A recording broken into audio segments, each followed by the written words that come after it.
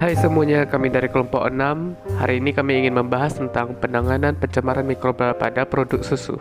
Sebelum memulai pembahasan, perkenalkan saya untuk memperkenalkan anggota kelompok kami.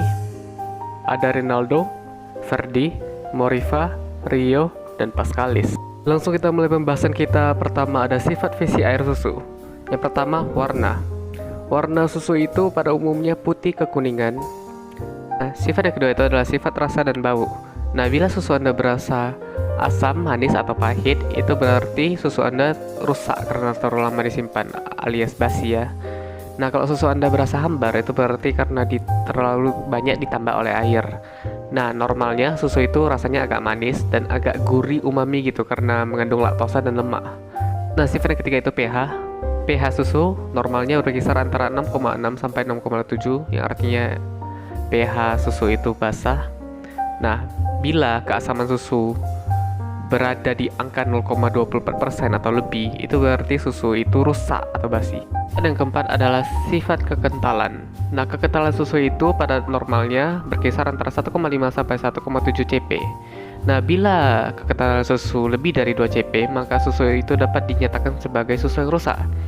Nah, beberapa faktor yang mempengaruhi kekentalan susu diantaranya adalah yang pertama, pengadukan atau penambahan air. Itu dapat menurunkan kekentalan. Yang kedua, pengasaman atau bila susu itu terfermentasi, seperti misalnya menjadi yogurt, menjadi keju, maka kekentalannya akan meningkat. Kelima itu berat jenis susu itu berkisar antara 1,027 sampai 1,035. Nah, berat jenis ini dipengaruhi oleh lemak, laktosa, protein, dan garam. Yang keenam itu titik beku. Susu akan membeku pada suhu minus 0,52 derajat Celcius. Yang ketujuh titik didih. Susu akan mendidih pada suhu 100,17 derajat Celcius. Ini menandakan bahwa titik beku dan titik didih susu itu sebenarnya mirip dengan titik beku dan titik didih pada air, namun karena ada pengaruh garam yang terdapat dalam susu itu sendiri, maka titik beku dan titik didihnya berbeda sedikit. Nah, selanjutnya kita akan membahas tentang kerusakan susu. Faktor utama yang mengakibatkan susu itu rusak sendiri adalah mikroba.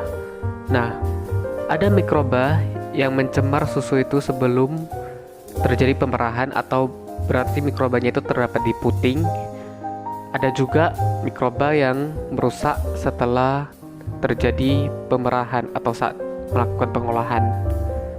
Seperti yang dikatakan tadi, pencemaran mikroba dapat berasal dari puting susu, kulit ternak itu sendiri atau kotoran ternak itu sendiri, dari lingkungan, dari pakan, dari pekerja dalam peternakan itu. Itu sebabnya peternak harus bijak dalam mengawasi kesterilan ternak maupun peternakan itu sendiri. Masuk ke bentuk-bentuk kerusakan pada susu. Yang pertama, produksi asam yang berlebih. Ini dapat diakibatkan oleh mikroba Streptococcus lactis, Streptococcus thermophilus, dan juga Lactobacillus bulgaricus. Yang kedua, produksi gas berlebih. Ini diakibatkan oleh bakteri coliform, Clostridium, Bacillus, bakteri heterofermentatif lactat, dan juga oleh kamir yang merupakan jamur. Yang ketiga, kebusukan atau basi. Ini disebabkan oleh bakteri Streptococcus faecalis, Bacillus cereus, Micrococcus, Flavobacterium, Pseudomonas. Yang keempat, susu menghasilkan lendir yang disebabkan oleh Alkaligenes viscolactis, Enterobacter, bakteri asam laktat. Yang kelima, produksi alkali berlebih yang menyebabkan susunya itu basah, disebabkan oleh Pseudomonas fluorescens, Alkaligenes faecalis. Yang keenam, perubahan warna yang disebabkan oleh Pseudomonas cincianea, Pseudomonas cincanta, Pseudomonas fluorescens, Streptococcus lactis, Serratia marquescens. Nah, bakteri pada susu itu akan berkembang secara optimal pada suhu 37 derajat Celcius dan akan mati ketika berada di bawah suhu 5 derajat Celcius dan di atas 80 derajat Celcius. Itu sebabnya setelah melakukan pemerahan, susu harus segera dipasteurisasi atau dipanaskan di atas 80 derajat Celcius dan langsung didinginkan di bawah 5 derajat Celcius. Ini akan membunuh bakteri yang ada pada susu. Di tingkat peternak, penanganan yang bisa dilakukan peternak guna meminimalisir pencemaran mikroba ialah membersihkan kandang dari kotoran, Memandikan sapi secara rutin. Sebelum pemerahan, ambing dicuci dengan air hangat. Peralatan pemerahan dicuci secara rutin. Pancaran 1-3 susu saat diperah haruslah dibuang. Setelah air susu diperah dari ternak, susu tersebut haruslah segera dipasteurisasi atau dipanaskan lalu didinginkan sampai suhu sekitar 2-4 derajat Celcius. Lalu susu itu harus dilakukan penyaringan, lalu diaduk agar tidak terjadi penggumpalan. Setelah itu kita masuk kepada pemeriksaan keadaan air susu.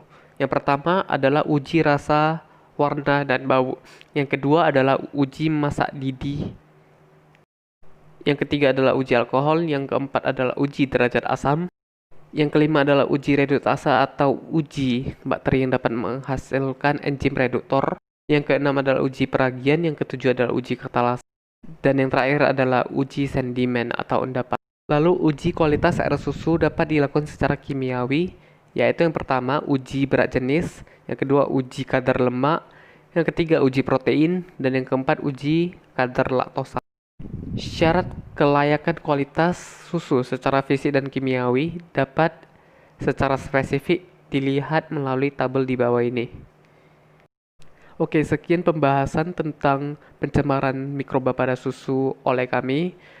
Mohon maaf bila ada perkataan yang tidak berkenan di hati Anda. Terima kasih atas atensi Anda. Selamat siang.